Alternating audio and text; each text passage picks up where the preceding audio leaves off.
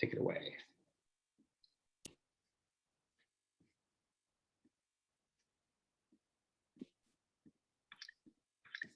Hey guys, sorry about that. When you started recording, it switched over to my AirPods and my audio dropped out for a sec. So Nick, thanks so much for the introduction.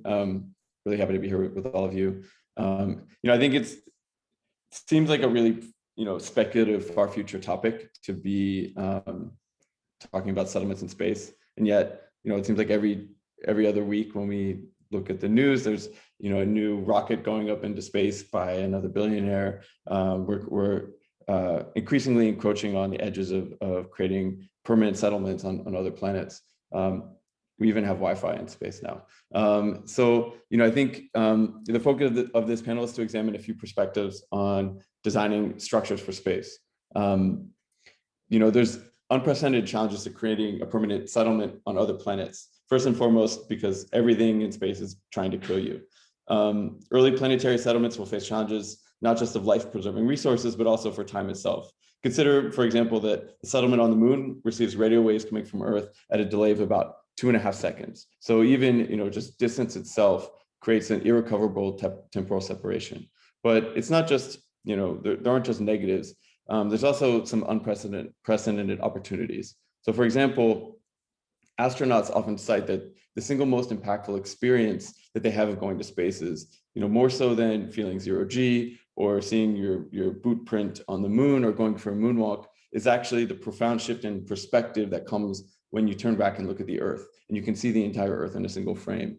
And suddenly this kind of like overwhelming emotional connection to, just how tenuous we are on the planet and how interconnected we all are together. And the weight that profound shift in perspective creates for, when they come back to Earth and carry forward. So in some sense, every citizen of space will have some form of this kind of overview effect, shift in perspective by default, which I think is pretty interesting to consider. And so to guide this discussion on designing for space, we've gathered some really interesting architects and policymakers who've been thinking about, the everything from the specifics of, urban planning and extreme environments to, the more kind of deeply rooted issues around emergence and complexity in fast growing population in a new terrain. Joining us is Fred Sharman, who teaches architecture and urban design at Morgan State University School of Architecture and Planning. He's written 2 books on the history of space exploration and its future habitation, called Space Forces and Space Settlement, respectively. And his work as a designer and researcher focuses on how architects imagine new spaces for speculative future worlds and who's invited into those worlds. And one of my favorite of those projects by far was his a speculative world created with pillows, a pillow fort for the Baltimore Museum of Art, which I think is always a really nice kind of subversion of how we think about architecture as being something that is inherently rigid and showing that it can be soft. Ethan Hudges is an urban planner, currently a political mapping analyst for the National Democratic Redistricting Committee, and he's a recent fellow with the Open Lunar Foundation, and very kind of topical to this conversation, wrote his master's thesis at Columbia University on urban planning in remote extreme environments, focusing specifically on McMurdo Station in Antarctica, which has a lot of corollaries to what it might be like to be in a remote setting with very limited access to resources. And of course, Anne Pendleton-Julian is an architect, writer, and educator. She's a fellow at Stanford University Center for Advanced Study in the Behavioral Sciences, a professor and former director at the Knowlton School of Architecture at Ohio State, and a distinguished visiting professor of design at Georgetown University and the Pardee Rand Graduate School of Public Policy. And previously, she was a professor at MIT. She's the author of the just completed book, Scaffolding the Future, which I hear will be released in 2022. And of course, Design Unbound, which is one of my favorite books on how complexity and emergence acts on the context of architecture and design. And this is the second time I've had the privilege of being on a panel with Anne. And in both cases, we got to talk about space. So yeah, excited to pick up the conversation with you. And with that, I think, a good way to kind of jump into the conversation is always to kind of frame it in the context of like, why are we all here? maybe starting with Fred, if you want to talk about maybe what makes you kind of qualified or interested, or the through line of your work to engage and guide us all through this conversation around policy and architecture in space. Yeah, thanks a lot, Jake, and thanks NSPDOS and Santa Fe Institute for inviting me to join you all. I think there's a lot to talk about, obviously, but I think, you know, to frame my not so secret agenda within all that big territory, I like to say that my goal is to connect up people who work in what I think of as the traditional spatial practice disciplines: architecture, landscape architecture, planning and urban design, and even in policy, of course, to what's happening in space science right now. There's so many interesting conversations going on in space science about how we will live in places like the moon. And there are things that people are talking about that people in sort of my world, my native world, can learn so much from, because you can't get away from any of the issues that the designers of spaces on Earth face every day. It just comes right up to the forefront. Every single question that we take for granted is now something that we have to make explicit. And so, and then vice versa, I think that, you know, I like to connect conversations that architects and planners and landscape architects have been having to questions that people in space science that are asking need to be engaged with. So, you know, there's this whole sort of couple 100-year history in all these fields about how to live in space, how to make space, who space is for. So I think that's, you know, a set of necessary like cross connections to make. So that's my agenda here and elsewhere. Cool, and we can let's pass the mic off to Ethan. And yeah, Ethan, what's the through line between your work and the conversation we're having today, from your perspective? Great, thank you. Yeah, and thanks so much, NSPDOS and Santa Fe Institute for having me. This is really thrilling to be a part of. So the work that I've done is focused a lot on preparing for the future of the sort of heavy lift class of rockets that's going to come online. The marginal cost of delivering something to the surface of everywhere else than us is going to be hopefully tenfold cheaper. And so what's going to happen is the ability for us to build settlements at the scale of the need for a city planner and city planning policies to be integrated into that is what I've been working on for the past few years.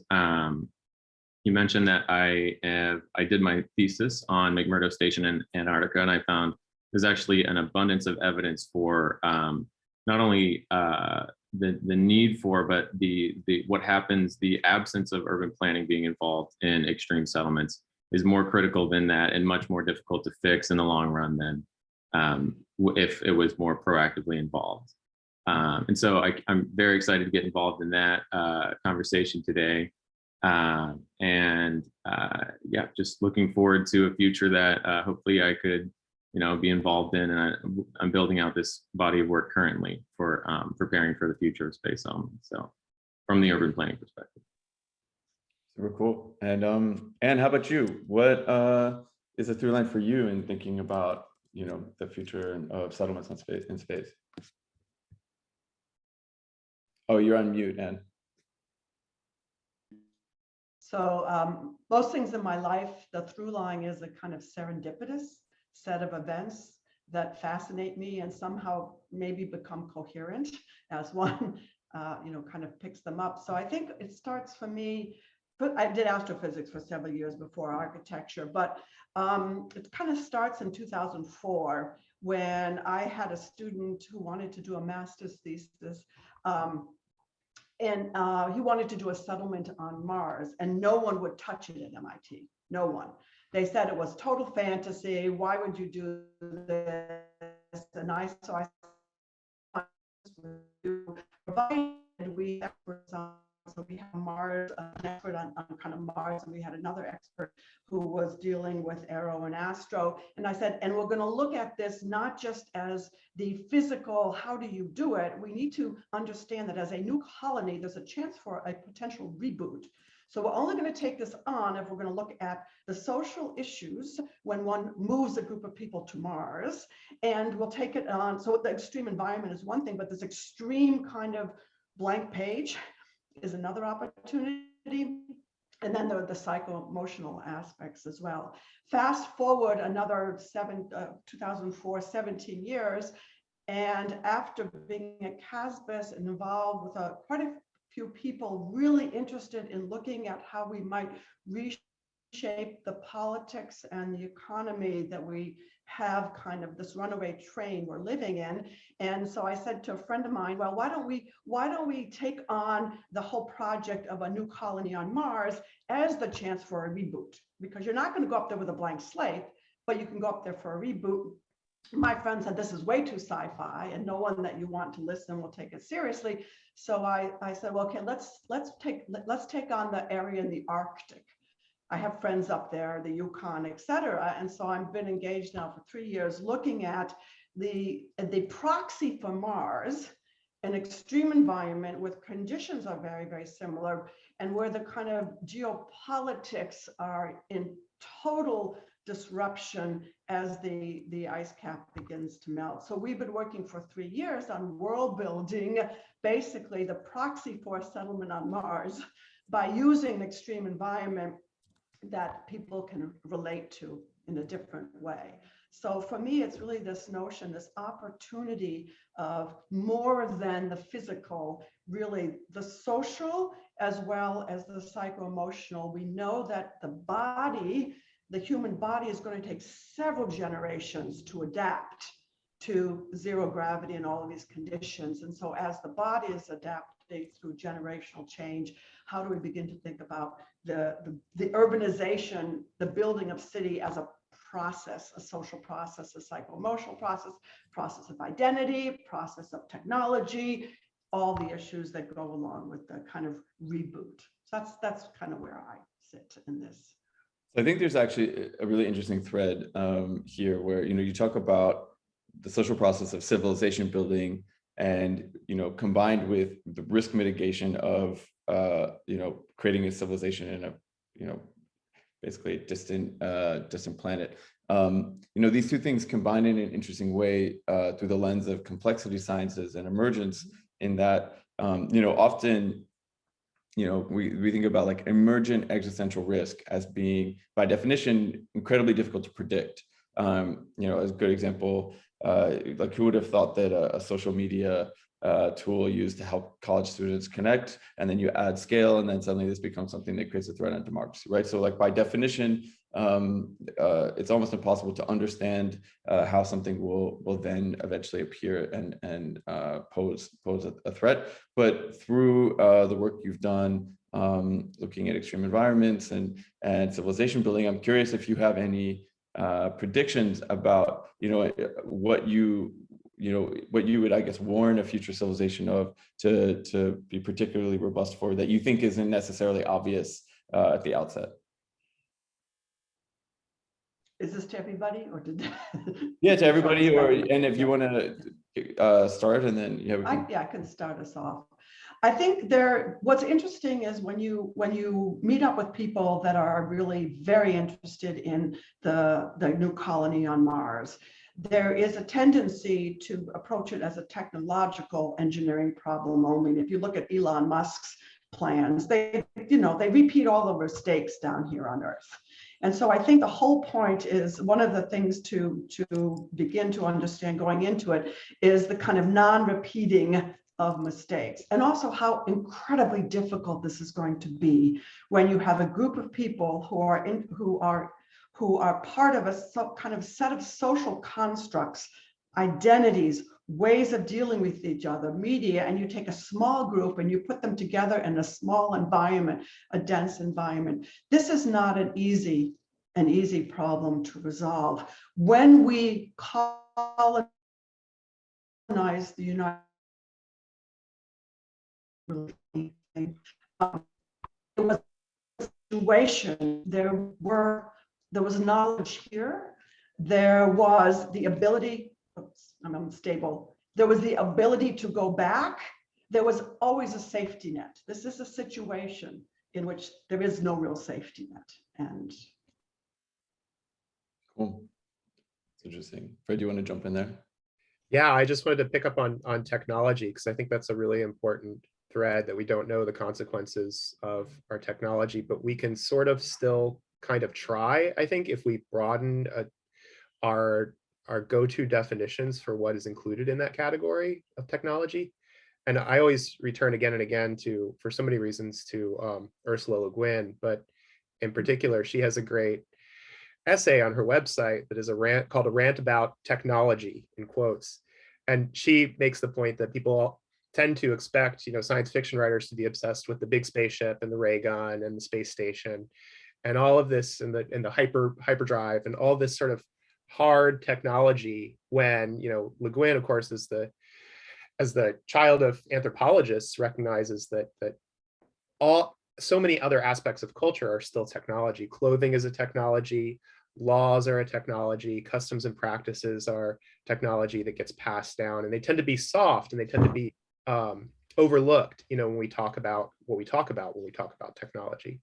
So for me, in this conversation, another particular thing that I'm interested in is how, how requirements about the built environment directly impact the way we live our lives, because they are indeed a technology. As somebody who teaches the history of urban design, I recognize that streets are a technology. If you go to Çatalhöyük in Anatolia, one of the oldest cities that we found, one of the oldest things that we could call a city, there are no streets.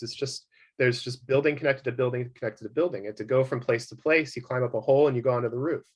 So hallways are a technology. Hallways weren't, in common use in buildings until something like the 18th century. And then when buildings got bigger, we needed to get people out safely. We needed to access more kinds of space. So we adapted this technology, the spatial technology, the hallway, that had previously been used to get sort of servant, members of the servant class around without anybody from the nobility running into them. So, it changes social life when we expand our definition of what is technology, particularly in spatial practice. But also, there are things out there that we won't know how they're useful until the problems start arise that need solving, like how to get people around. Well, we already had hallways on the table. We just didn't know that they could be, addressed to these other kinds of spatial problems. I just want to chime in on that. The idea that Anne brought up, that we want to not repeat the mistakes of the past. I think that a couple of things that make the importance of approaching the built environment of a settlement scientifically, especially for this conversation, is one, the danger of a very unforgiving environment, more so than anything we've built here on Earth. And then to just the extremely high cost of working and living on a different planet, especially initially when we're moving the means of production from Earth to the new place. I think that a few things could be, from a built environment perspective, readily adaptable to the new environment. And so a couple of those and coming from a very pragmatic urban planning perspective, a couple of the policies that I will always want to reference is the use of an orthogonal grid, those creating a set of scaled infrastructure that is, people can orient themselves in, and the transfer of goods and services along predictable sets of infrastructure, both at scale, but also that work for an economic setting, and the ability of people to work together on this scaled infrastructure for enterprise to specialize faster and to, from a cost perspective, get a better return on investment. So just a lot of perspectives about how to build the built environment. And I think that a few of those, like a grid, a form-based code, things that we can readily adapt to, the vehicles, the in situ resource utilization technologies, the different types of major things, for example, if we had telescopes in the radio quiet zones, or adapting to the production of energy in the peaks of eternal light. So yeah, I love the idea of digging into those topics as well. So it's funny, we use this word code a lot when we talk about the built environment, and I think it's interesting, connecting this to the thinking about software code, for example, right, where we have practices around iterating, around learning, and then adapting, and then building these learnings into the updated code base, so to speak. In an environment like, an interplanetary, let's imagine a remote interplanetary or a remote, station somewhere, it's not able to communicate readily with other civilizations around it. So now we have to have this system for updating the code base using learnings that are kind of in a vacuum. So what are the requirements for basically managing this code base for how we go about building the built environment? Are there what kinds of checks and balances would you want to have in place to allow this civilization to progress intelligently and learn from its mistakes? Can I jump in on this issue of code? Because I think, which I love, the word is code and model are two things, words that have so many uses given how you think about them. But code, there's explicit code, the things that you can write down, right? But there's tacit code as well. And the tacit code are protocols and behaviors. And I think one of the really fascinating questions to me is who is going to be this society? For instance, the fact that a grid is predictable to Western society, but not predictable to either indigenous or Eastern civilization. So the issue is, if we're going to create explicit codes and somehow create the scaffolding for tacit codes that ultimately will swamp the explicit codes. In other words, when you get up there and you're absolutely don't have to, you can't get arrested by someone in Washington, right? All of a sudden, the tacit codes will begin to be more functional and operative than potentially the explicit codes as you have to adapt, right? Designing for emergence. But the two have to go hand in hand. So how do we write explicit codes that allow for their own resilience and regeneration through the tacit codes? And I absolutely would lobby for a diverse constituency if we're going to think about a reboot, right? Part of the fascination with working in the Arctic is the amount of indigenous population that's functioning and in an adaptive way, and even the diversity of the indigenous and the inability to ignore the knowledge base that they bring to the system. And so I think it's fascinating to ask who, and then how do we think about explicit and implicit codes such that we don't end up throwing out the explicit because they don't work within an adaptive situation. I love the word code. I'm so glad you brought that in. It's an interesting point too, because when talking about the who, often the who changes over time. Are there structures or features that we want to incorporate from the beginning that allows the who to change and for the structures to change themselves? This is an open-ended question, so anyone feel free to jump in. I was thinking about this actually in context to Fred, something you had said earlier about the requirements of human scale and comfort as being a kind of technology that we inherit. So maybe like kind of through that lens, imagining that some early settlement will be some form of a mine or a way of extracting resources. But then of course we could imagine 1,000 years later suddenly these very same spaces will be repurposed for religious reasons, or for you can imagine like a party, throwing a party in a big former mine in space. And so how do we create structures that have that affordance? The human comfort issue has its own set of questions that are so fascinating. But when you talk about adaptability, my mind always goes to like one scale out, the scale of the structure, the room, or the module. And my favorite example is the International Space Station. I like to tell Mhm. architects that the International Space Station is in one sense the most expensive building ever built.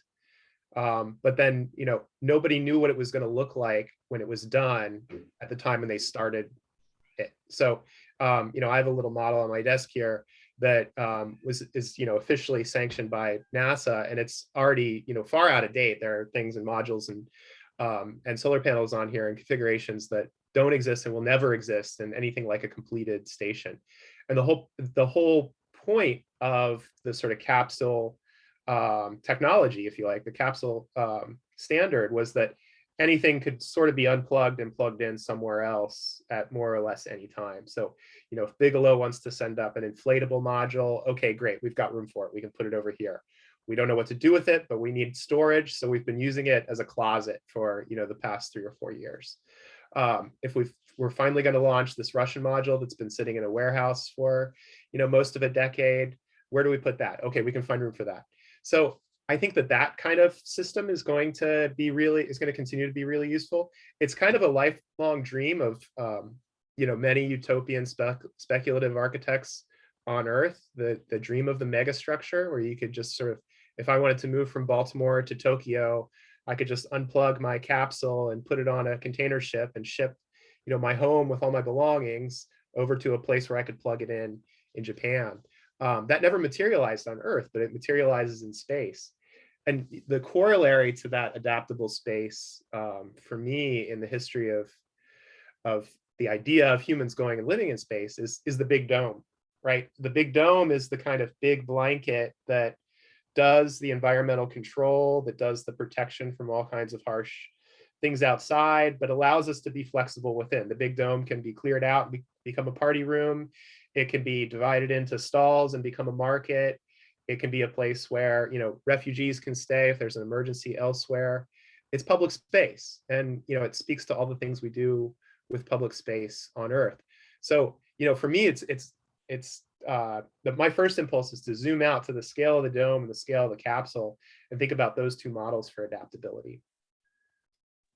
Thinking about public space, I think, is really interesting because so much of some of the aspects of public urban environments today that we take for granted are really not obvious inventions. Like, I think, for example, of the invention of modern sewage, right? Where it's almost impossible to imagine, but the feeling of being in an urban environment 1,000 years ago was the overwhelming stench of feces and cadavers, and in some ways one of the biggest revolutions in the experience of being a human was through the innovation of modern sewage and hygiene, and how we're able to actually walk around cities like downtown Chicago even, and it smells lovely. I'm curious, from I think with space, it will have its own set of challenges that are not obvious to us today in terms of just creating a healthy and clean urban environment. I mean, there are obvious ones like having fresh air. I think more challenging ones like around controlling sunlight. Perhaps we want to manage a lighting system that kind of matches the terrestrial circadian rhythms, or perhaps we start to deviate. But I'm curious, Ethan, from your perspective, what are maybe the less obvious aspects of urban planning and code that you think for you would be top of your list? Yeah, totally. I was actually about to go to that. I think, and I'm glad you brought up earlier the scale of 1,000 years, because it makes us all seem a little less crazy talking about these things. Because I mean, at the end of 1,000 years, we would expect to have several options for high-speed transportation across the solar system. At least I would.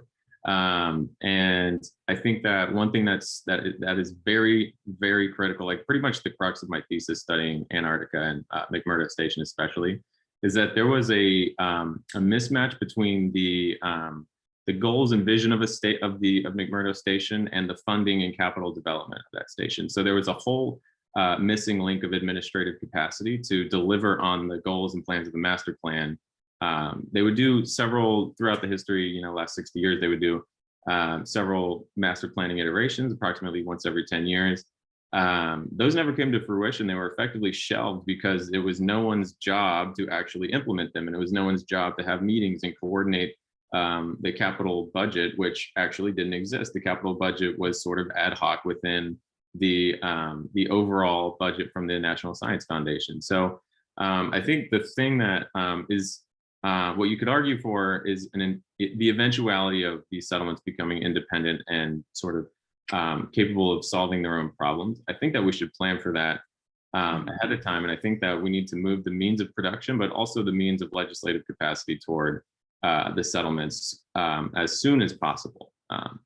Then, well, maybe not as soon as possible. There may be obviously, there needs to be some sort of relationship, especially in the beginning, where you're still maintaining, a transfer of goods and fuel and air and water and potentially other things from Earth to space. But the eventuality of the means of production and administrative capacity and legislative capacity should move toward the extreme settlement.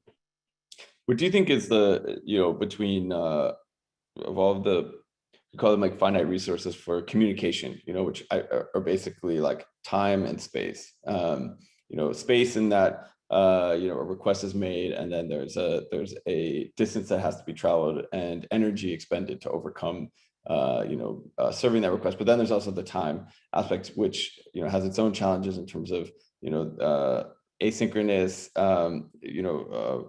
when you have wide asynchronicity, often the environment that you're responding to, or the context that you're responding to by the time that the request is received has changed beyond recognition from the original message.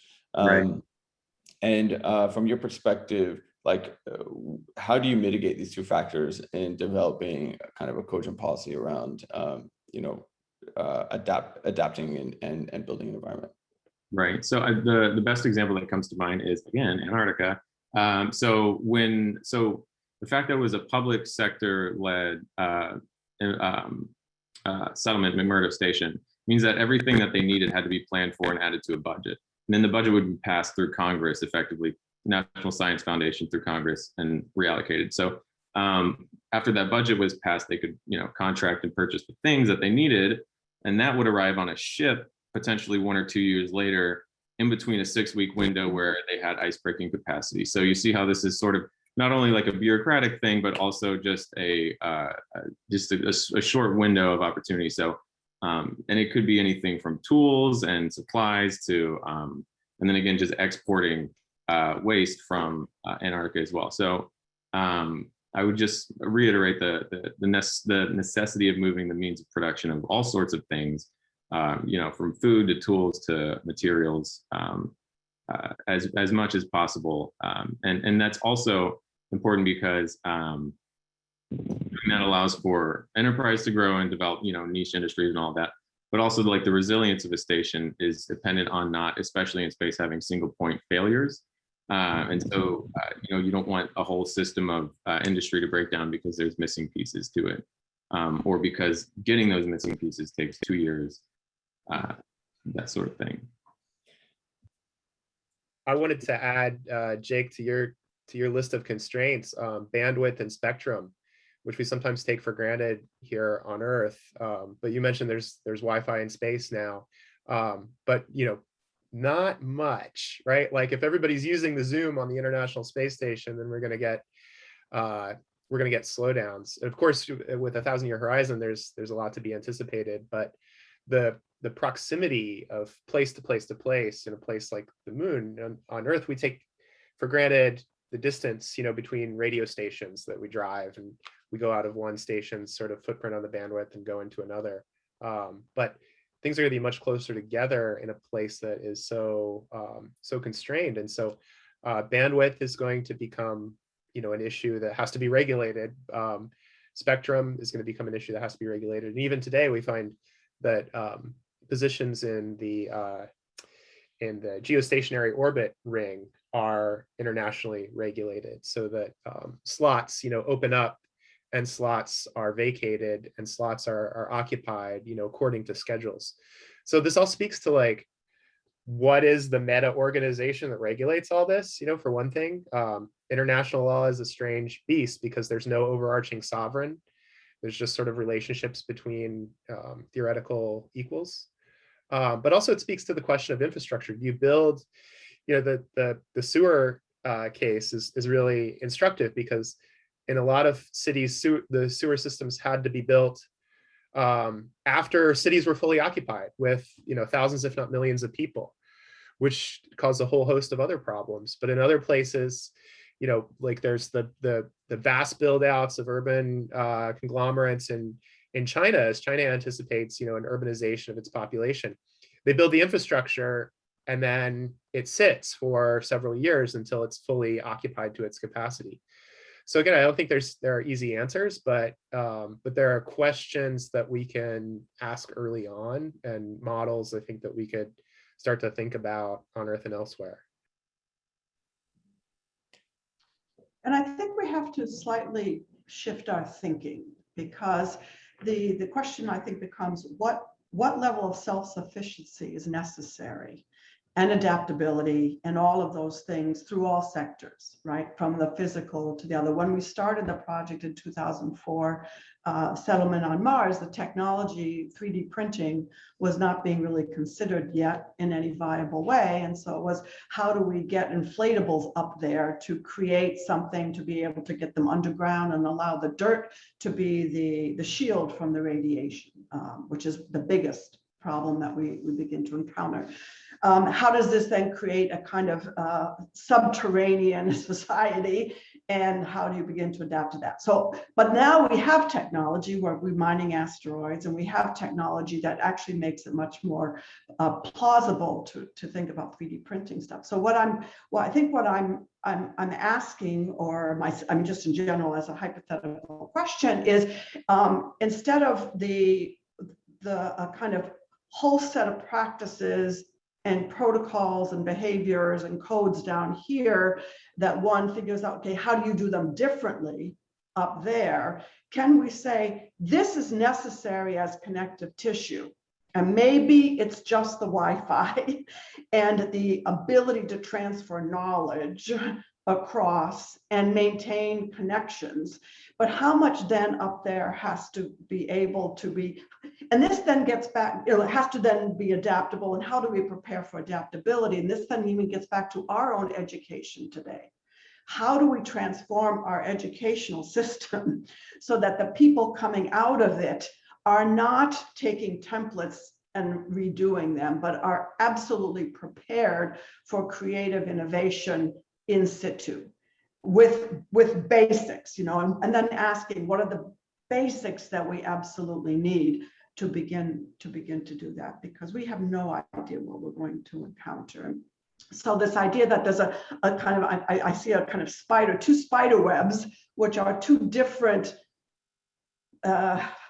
renditions of complex societies, and in between them is a thin thread or set of threads, which is the only kind of real transfer. And I really mean that transfer, because again, a lot of our thinking around space is at such a small scale right now, right? Where it's dependent upon power structure and the kind of economics of power, right? So even William Shatner, the fact that we now have private enterprise is already a big deal, but still that's right at the moment exacerbating the power gap and the money gap. So how do we, and I'm sure in the Antarctic it's the same thing, except research stations are different than actual human occupation. I can't get it into my students' heads to think about the fact that you have to be more compact, right? It's not Columbus, Ohio. This is a place where a lot of people don't want to go outside much of the time. How do you think about, you talked about it, the space station, it's a mega building. It's not a suburban community. And so how do we rethink power and scale and all of these things? And how do we begin to educate for resilience and adaptability and innovation and novelty and all of that? I just want to clarify why I brought up the indigenous before was not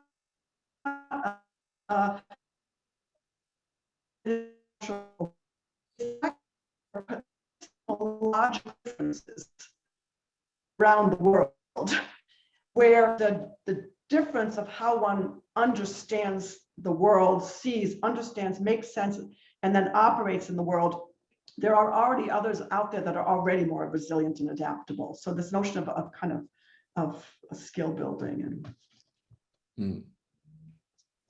You know, something that you mentioned that I think connects in profound ways to a topic that we were touching on earlier around the kinds of technology we want to bring with us. And you talk about creative problem solving, right? That there's actually like a kind of innovation that comes from, like, you know, when Holly White first decided to train a camera on 59th Street in Manhattan and realized like, hey, if we just watch what people do, we can actually, you know, design better and more adaptive spaces.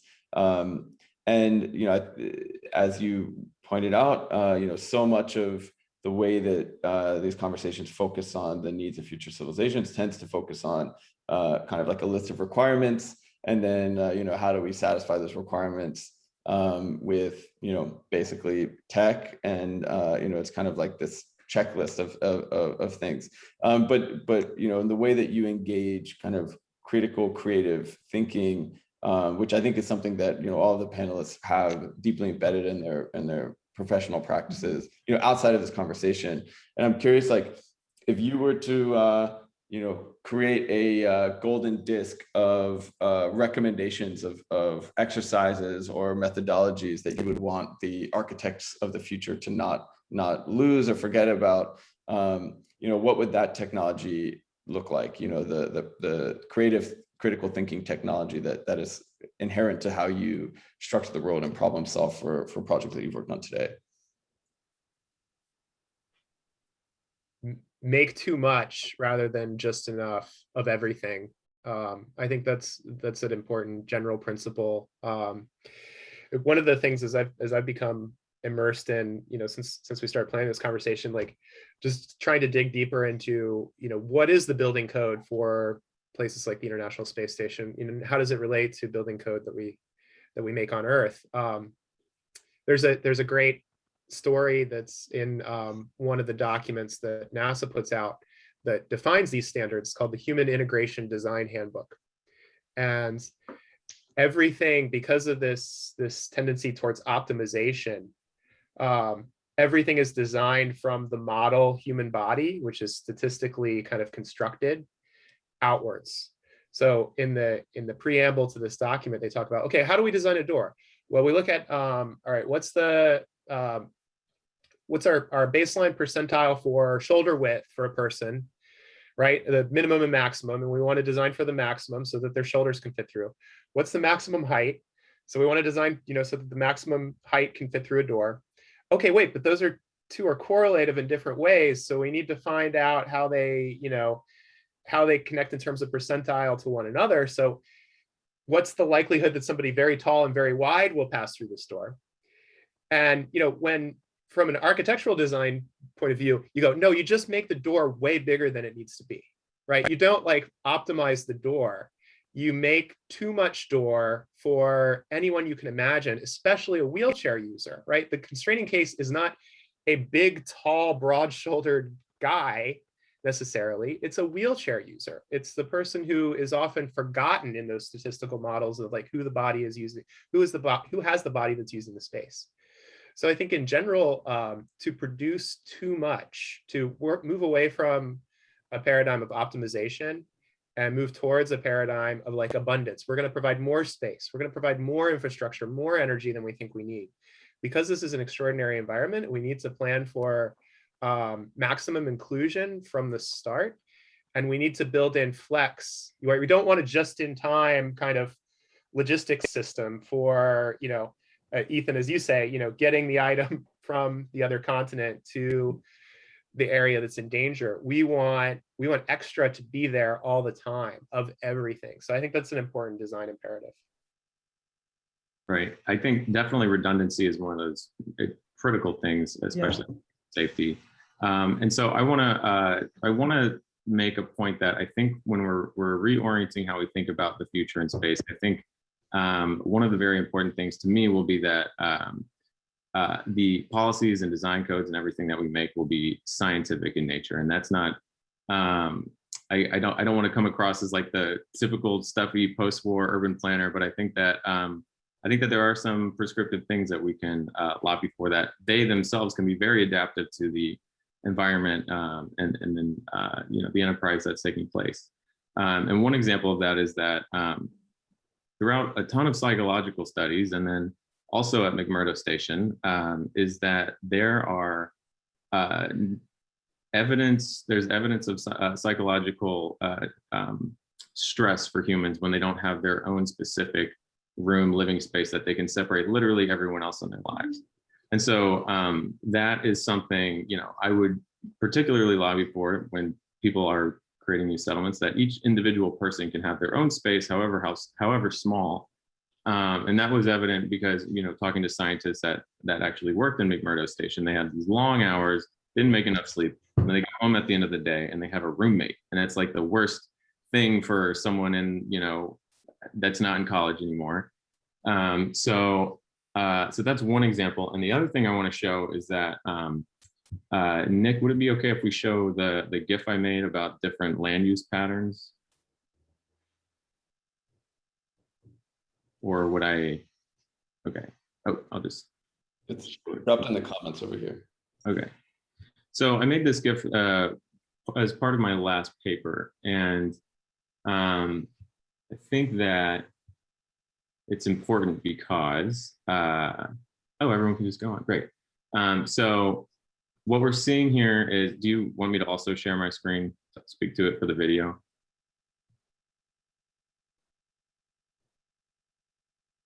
Okay, great. So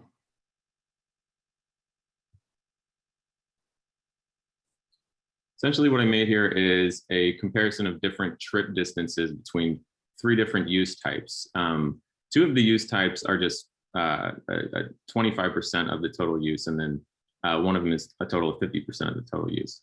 So what I have here is everything is set out on a 200 by 200 foot grid. So that's pretty much standard for a lot of US cities. It's small, human scale. It allows for a lot of surface to volume, lots of blocks facing the street, essentially.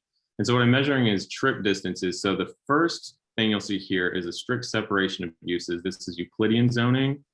And then you'll have mixed use zoning, where everything can be mixed together. And then the next frame is granular mixed use, where you can have mixed use within lots, so different things coexisting. And then the last one is granular mixed use density, which is all of those things together, but also 5 floors of it. And so what you'll see as we go through, the average trip distance at the top is 138 meters from one thing to the first of 3 other uses.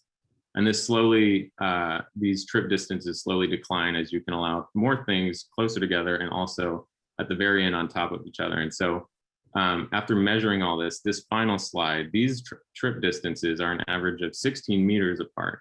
So essentially you can go upstairs to the place that you live or something like that. So that's a reduction in trip distances by about 88%. So while we're thinking about, I think that urban planning, because it has such a disastrous history in a lot of places, it still exists in this thought space where we don't really know what we're doing. And I think that with an abundance of evidence from science and journal articles and people working relentlessly to sort of prove out these different things and different scientific methods as well. So from GIS to parametric modeling, like what this is, I think we can build a case for exactly what we might necessarily need, and then also how do we adapt those necessities to the future. So that would be that's sort of my case for urban planning, I guess. Cool. This is really interesting to see.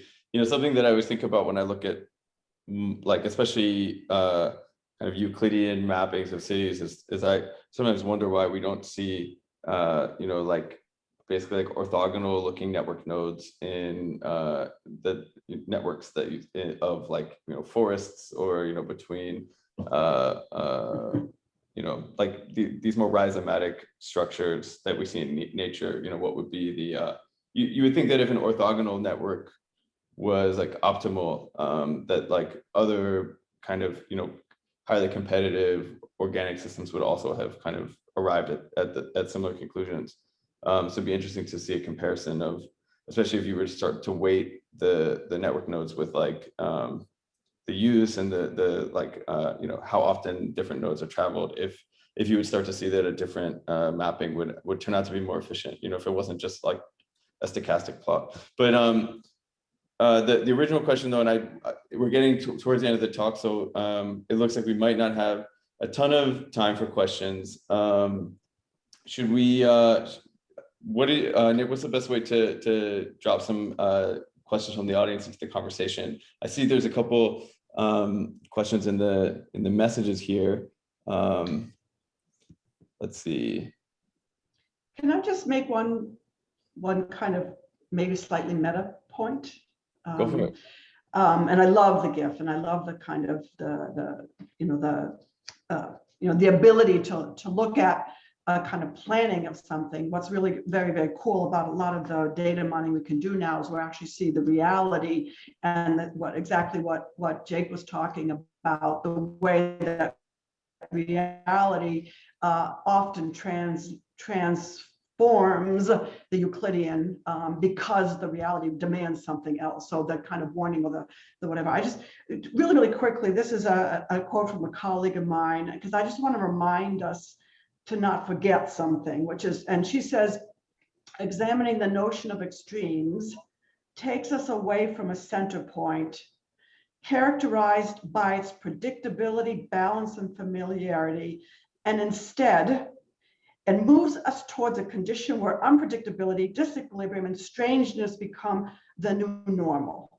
And I think I'm just trying to, you know, when I approach this and when I even approach working in wherever, whatever, this notion of a new normal, I think we have to take everything we know that works, the engineering, the science, we have to have it in our bag of chips, but we have to remember this is unpredictable, new normal. We have no idea what we're going to find there. And so to be able to, even in our bag of tricks, put things beyond what a certain power base considers important and put other things in that bag so that we are ready for what we encounter, and then to be absolutely prepared for massive failure. And this is to the issue of redundancy, so that when massive failure happens, redundancy means that the thing can bloom again and begin to regenerate. And we just, the reality of this is not, there's nothing romantic about this, I think. I'm curious, like, you know, talking about affordance and redundancy, you know, I know that you've talked about, like, when looking at different indigenous communities that have already figured out, you know, really sustainable ways of managing, you know, basically being in a highly unpredictable environment and being able to continue. And I think, like, in general, we have this incorrect assumption that there's something really ossified about how indigenous communities react to their environment, when really there's a lot of creative adaptation that happens all the time. And I'm curious if there are particular habits or practices or perspectives that you were surprised to find reflective of you know, the ways in which you know, the indigenous communities that you have worked with were actually highly adaptable and creative and able to react to the unexpected. I mean, the first principle, which everybody probably knows, is the notion that you work 2 generations out. Decision making is for your grandchildren, which creates a different sense of power and even sacrifice, right? There's often a misunderstanding about the value of life being less among, you know, but it has to do with this notion of sacrifice for the long term, right? How does that couple with short-term adaptability and responsiveness? And, you know, there's just so many examples of the adaptation and assimilation. And so for me, it's the sense-making possibilities, more the epistemological constructs more than the practices, because we're not going to become like the indigenous. We're different. Why, you know, but it's that kind of sense making that's just different, and the decision making based upon a different set of sense making standards. And related to that, we actually have a question from the audience from Quincy, which I thought I'd read. And And also I misspoke earlier on the ending time of the event. So it goes until 1:30, not 1 o'clock. But so Quincy wrote, I wonder, to your point about indigeneity and how design can anticipate a new feeling of place, incorporating lunar regolith, building space with difference in gravity in mind, etc., potentially reducing conflicting feelings of living on the moon, but feeling as if you're living in strange Earth places. Mhm. I wanted to speak to that a little bit, Jake, if I could jump in. Yeah. Yeah, I think there's so many opportunities for, next level ISRU, in situ resource utilization, that nobody's going to really know about until they get there and they get robots there, and we spend more time digging up, finding what's actually in the regolith and what can be done. So there's that bigger scale, like, question of like, what's here that I can build shelter out of, that kind of methodology of thinking.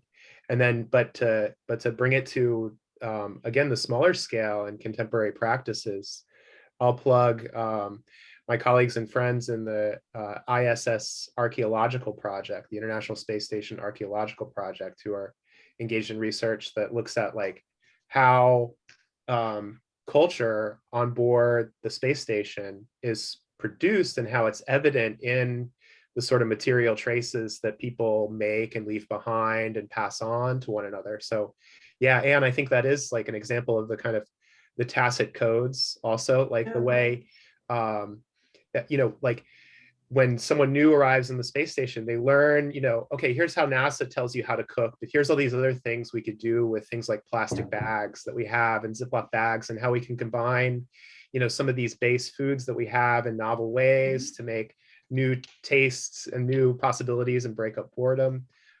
We can take, material from some of these storage bags and do things like make stuffed animals out of them in our spare time. What is possible with the things that we have, at the big scale, in terms of like, how do we build a big dome out of 3D printed lunar regolith, or how do we make a stuffed animal that I can bring home to my kid and he can say this was built on the space station? Those practices go on even today, and I think it's going to be just like a fascinating thing to watch. If I could just throw in one more recent wrinkle, there was in Dubai the International Astronautical Congress just last week, an event which Blue Origin announced this big ambitious new space station called the Orbital Reef. And what they want to do, there's a lot to be said about it, but what I thought was really fascinating is they want to build this spine first that they call a public square. And that is the infrastructure, and that's the kind of gathering and public space. So I just picture, I like to picture, okay, it's new and shiny in the renderings, but what does it look like in 40 years when it's covered with like stickers and people's mementos and even all the other things that humans do, like we bring religion and culture and all the kind of traces that we leave behind. What will these places look like after, people have passed down all these other ways to interact with the spaces that we don't even know about yet? Related, Fred, to something you said about the things that we bring with us, one of those is language. I'm curious, what are the resources that might be necessary to plan in advance when it comes to preserving common, across, interplanetary language, so that humans of different settlements can continue to communicate across millennia? Is this something that we should be overly concerned about? Will it just continue to adapt and evolve in its own beautiful, mysterious ways, as we've seen, throughout human history? Like, what are are there any existential threats from not planning for that, for kind of like some requirements around language cohesion? What language should we choose? How does this play a role in designing future societies?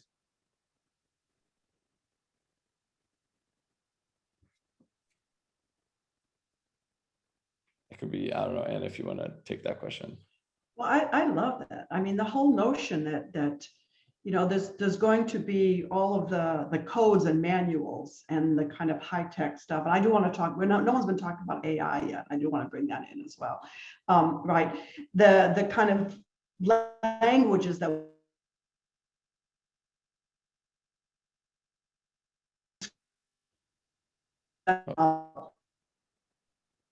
even anticipated. You have to develop languages around that. We see all of these kind of transformations in language, especially when, the kind of in between generations, that you see this in LA with the Mexican youth who don't want to be like their parents and don't want to be assimilated, and the development of new kind of language around that. So I think that the kind of a highly dense context in which people are together will forge a kind of a new language in there as well. But there was something else I wanted to bring up, which had to do with something that you said, Fred, which is the idea of the manifestation of culture that begins to develop as things begin to work their ways through. And I'm fascinated by how that might actually be. But the whole issue of AI, I think, to me, is fascinating. We talk about robots, but robots, that's not AI. That's just algorithmic things in machines. A lot of the work that I'm doing with the roboticists, with some friends in Delft, is looking at how AI that's embodied, i.e. in something, learns from being embodied. So yeah, you could say that's a robot, but it's not the same kind of thing. It's not directive. It's putting AI in something that can give feedback to the AI and create the learning. So the fascination with multiple cultures, multiple languages, and assuming, because you're talking about basically the human species alone, do we think about AI as a new species? Like we think of a companion animal? Are there animals? What is it beyond us that goes up there that becomes this kind of new Eden or Ark or whatever that begins to actually empower the human species up there to interact differently with its environment? And these questions I have no answers to, but to me they become fascinating when you go beyond humans only. Something that I find really interesting about this. So previously, for my current work, I was leading social robotics design for the self-driving car company Zoox. And you can think about social robotics design as basically like the intersection of AI, advanced hardware engineering, and design, right? Like basically teaching these robots with no human behind the wheel, who are dropped in urban settings. We were doing most of our testing in San Francisco. Like, how do they communicate with humans, and then how do humans respond to the communication? And it's been an interesting kind of conceptual challenge that people have been thinking about for a long time. And I think that the general mental model for how people approached designing auditory and light communications for robots is based on one of two sources, like Star Wars, like R2-D2, right, and human speech, basically, like the RoboCop version, where you may walk, like a robot announcing instructions to pedestrians, giving them permission to cross the street and things like this.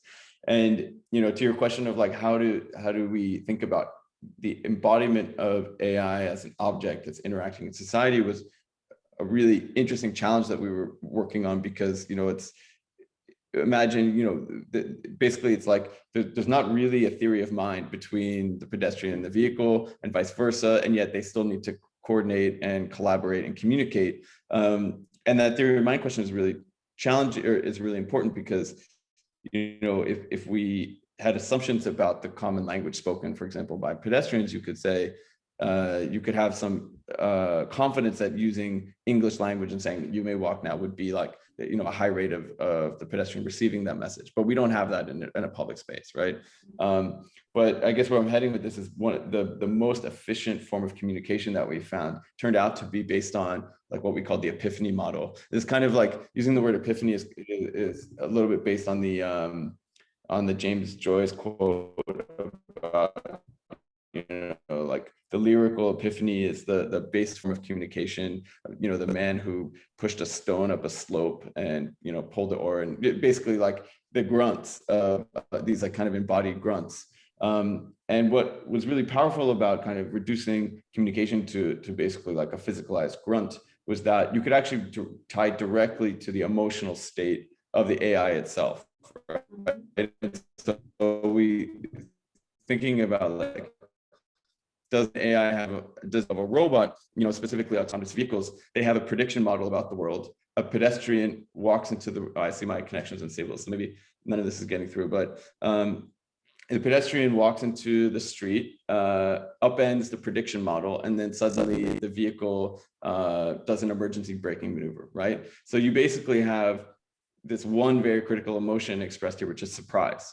Like the prediction model of the world that the agent was planning a driving path on turned out to be very wrong, and then it had to very quickly change its approach. And we found that by simply externalizing these moments of surprise through sound and light, it actually created a really safe and highly performant way to allow humans and robots to collaborate, right? It was a very simple mechanic. In some ways, it was like a lot lower tech than like, we all imagine this working, but it also turns out to be very, very scalable and robust. So anyways, the thinking through like, the role of AI agents in a society like this, I often think about, like trying to discover what are these like foundational emotions that like are universal to all agents acting in a complex network. And it turns out like certainty and surprise is like kind of one of the foundational emotions. So I imagine that the future of AI agents in a society would be one of just lots of like R2D2 surprise noises, but it turns out that works really great. But yeah, not to like kind of detour. It seems like we're getting, oh, sorry, go ahead. No, one of the workshops that we did, one of the teams came up with the idea that that AI should be distributed, back to your rhizomic idea, that AI should be fully distributed, and we all each have our own AI guru. So instead of there being general AI out there doing things for machines, etc., that our AI gurus can talk to each other. And in being able to do that, now you have this vastly distributed kind of consciousness that's attached. So this is where my companion species, Donna Haraway's idea kind of comes from. Can we rethink AI differently given this? Can we challenge it to what's really wonderful about designing for these kinds of contexts is sometimes they're throwaways and people are willing to take risk on things they would not absolutely ever do down here because there's just too much consequences. And that also, if I could just jump in really quick, Jake, that also reminds me of my favorite way of thinking about building code, which, architects who are doing a code review for a building are essentially sort of super baby proofing, the built environment. They're imagining, a user who might not have all information, might not have all abilities, who might, be malignant or malicious, and walking through the environment with an eye towards like, what's the worst thing somebody could do here, given this configuration of matter, like, could they climb this railing because it has a ladder effect? Could they stick their head through the hole? What kind of deliberate misuse or accidental, mistake could be the worst case scenario? And, now you're making me wonder like, what would be the use case where the building itself would go, ow, or express surprise when somebody tried to run too fast down the stairs or throw themselves sideways at a guardrail. Because I think that kind of thing, will be incorporated in a distributed way or not, even into the fabric of the built environment. And its future implications for sort of real-time building code are just as interesting as like what happens in the street. Yeah, I think, to Anne's point too about the role of AI in future societies, like one thing, we think about design often through the lens of affordances, right? Like you're talking about, like, do we build a space that allows you to misuse it or to put yourself in a potentially dangerous situation? I was watching a TV show about, that took place in Weimar, Germany, and I saw that they had these beautiful elevators that had no doors. Like it was literally just shafts that were constantly going up and down. You just kind of hopped on as it's going up, and it looks like so much fun, but also incredibly dangerous. And something that AI is really great at is, they use these techniques called like a Markov decision tree, where basically it can weigh every possible future action and what is the value function of taking any of a potential future step. And it's good from the sense of like building a model that can then become an agent in an environment, but it's also really great for creating a map of the true affordances of the space that you've created. So I can imagine there being an interesting future where city planners are working lockstep with AI to really build out almost a probability map of the risks of, the space we've created. Like, 8% of people will stick their head in between the rungs of this ladder and get hurt or something like that. It's not too distant from those agents who are like going to the store and going to their office and going to their house, right? In the diagram you sent, Ethan. Yeah, exactly. Ethan, I'm curious to, like, in your work, what would be the most beneficial way to bring in AI agents so that you could send them off to another planet and have them kind of help design a city following your instructions? So to be honest, I am not the most familiar with AI, but the thing, so I can say a couple of things just to start is that that I'm gonna wrap this in the whole smart city technology debate. Is that a lot of these technologies, AI included, and smart city technologies, they are relatively lucrative. They are they can produce potential help for city planners or for the administration of just infrastructure, generally speaking. One of the issues that city planners have run into is that these are sort of like, the shiny new object that can take away energy from actually producing good policy. And good policy, being like private bus lanes. No amount of AI will make an autocentric model more efficient than just a standard high density mixed use transit model in terms of trips. So the thing that I would say is just that caution that we don't either become super dependent and that the whole system, and that AI becomes a single point failure. And then I would also say that, in exploring these new technologies, I don't want to throw cold water on this topic at all, but I just want to say that there's a caution against getting distracted from what is scientific and good policy that's been proven time and time again. And just wanted to quickly make sure that for those who are listening, you're more than welcome to drop questions here in the comments. I know there's a few questions that are sprinkled throughout here, and I'm just peeking through to see if there are. Oh, Elijah has a really good question. If we could turn there. So Elijah asked, the built environment in space would also have to fulfill ecological functions that are fulfilled on Earth by a range of non-human life in the larger ecosystem biosphere. What are the precedents for designing ecologically functional buildings and are designing for non-human life in the extreme environments that we might draw from? So this is kind of like continuing the AI question. Are there rights that we should consider? Also there might be expediencies that are difficult to kind of foresee. For example, not being limited to a single, physical frame, but the ability to maybe have different hallways that non-human life can travel through. But yeah, I was curious. Let's see, Fred, do you want to take this question?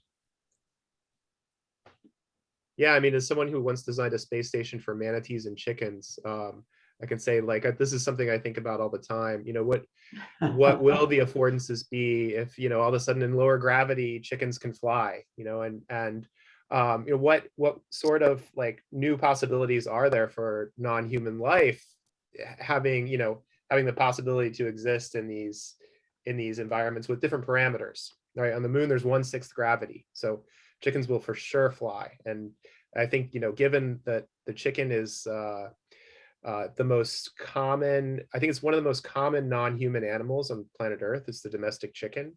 So if we bring birds to the moon, the first bird on the moon will probably be a chicken. So what do we do when it finds itself in this new arena? Given our tendency to optimize the existence of the chicken for one factor, meat production, protein production. What other sort of, again, to kind of think about like the possibilities for the expression of different ways of life with the being of other companion species, what's possible in that kind of future. And in practical terms, you see it rehearsed, of course, with projects like Biosphere, which is a spectacular failure and or success for so many different reasons, Biosphere 2. But also I think Jeff Bezos is rehearsing these scenarios with the Spheres in Seattle. It's a public lobby and a set of meeting spaces, but it's also a laboratory for experimental ecosystems. So these questions are are here already now, like everything else we've talked about. And I don't I'm not like an answer person. I'm like, oh, that's a really interesting problem person with a lot of these topics. So yes, for sure. Do you see there being like an ethical aspect of not bringing animals to space? In other words, like if we are, some people Elon Musk famously take the position that becoming an interplanetary species is a form of insurance, an insurance policy for the human race. Is this something that we have a responsibility to extend to, in other words, not only just the domesticated animals that we bring as food, but actually that there's a requirement to protect other species by ensuring that they have a potential, non-Earth realm that they can inhabit. Yeah, and that's implicit in Elon's most recent comment on Twitter about, bringing the light of consciousness to Mars. And what is the light of consciousness without pets and without wildness too? Because we already everything that my friend the astronomer Lucian Walkowitz says, what happens in space happens on Earth, and that's something that I've kind of adopted from them as a personal kind of touchstone. The question of like animals that are affected by human domestic engagement is already affecting species existence worldwide. Animals that are adjacent but not domesticated tend to go extinct over the history of human influence on biospheres, on ecosystems. So that's a big scale problem that is present again here and now. So I think that again a kind of like strategy or paradigm of abundance is applicable here, to bring more and more and more of everything along with us, because we don't know what will be useful, but also what will be just the light of consciousness.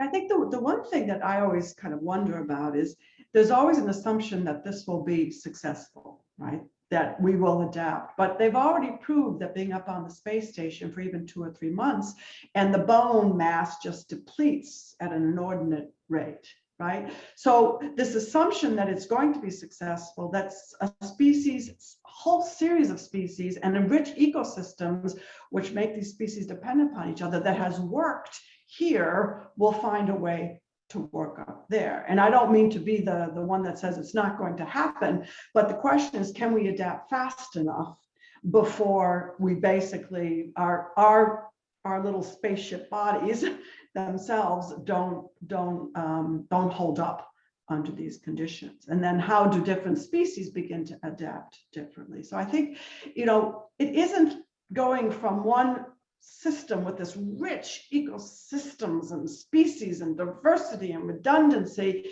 and you can't take the whole thing up there, and the environment is different. So I think it's a kind of fantastic experiment and speculation, and all about the exploratory spirit, and I am so behind it. But I'm also think that what we have here on Earth is so incredibly special that we're not, we haven't yet come to any kind of way to resolve what we have here and the romance of out there. I'm not sure we will survive. There's a beautiful through line here, which is, we have so many good intentions to plan, and yet, I think as Mallarmé famously wrote, a game of dice can never escape chance. And it is a guarantee that no matter who or what or how we transport things into space, that they will become no longer Earth-like. Whether it's humans with depleted bone density, or animals that have now adapted to living in low G conditions, and the impact that has on nutrition, on the ways that we our patterns and habits. There's another, funny enough, related to this is the idea of like the alien lunch syndrome, right? Where this is like a parable in design where, it's like, I'm asking somebody to design something for a context that doesn't yet exist, right? The alien lunch referring to, I think the story goes something like, there's a ship going to another planet, and the people riding on the ship are asked to like pre-order lunch, and they're like, well, I don't really understand any of these, anything on the menu because I've never been to this planet before. And so the person taking their order says, oh, well, this thing is like pizza, that thing is like ice cream, and this thing is like noodles. So what would you like? And in a lot of ways, the value judgments that we're forced to make in conversations like this are really more reflective of how we think about ourselves and the way that we would like Earth to be. Because the threshold of the unknowable unknowns are so great, and the context is so hidden that in some ways we're choosing something that we think is kind of like space pizza without having any understanding of what the climate is like, the temperature, I find in some ways the questions or speculative conversations like this are in some ways more valuable as ways of sussing out our own values for the speculative future we'd like on Earth. More so than on space. And with that, in the kind of final remaining minutes, is there any other questions that we have from the audience? Things that people kind of burning questions for the panelists before we say goodbye, or any kind of final statements from Fred or Ethan or Anne, on the topics that we've kind of meandered over today?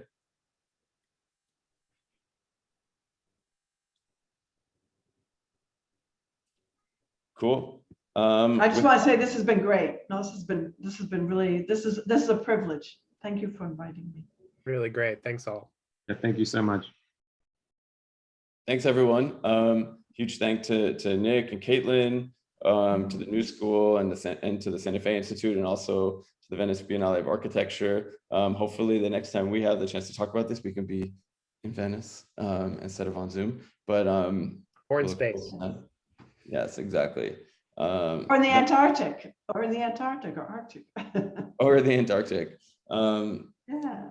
And there's links in the messages here to some of the books by the panelists and websites and essays. So there's a trove of material in there. So I'm actually going to copy all of this, and then that way we can send it out in an email afterward if anyone's interested.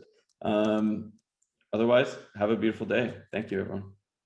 Thank you, everyone. Thanks to our participants. Thank you to Jake for moderating. Thank you to Santa Fe Institute's Interplanetary Project for co-hosting and co-organizing this event.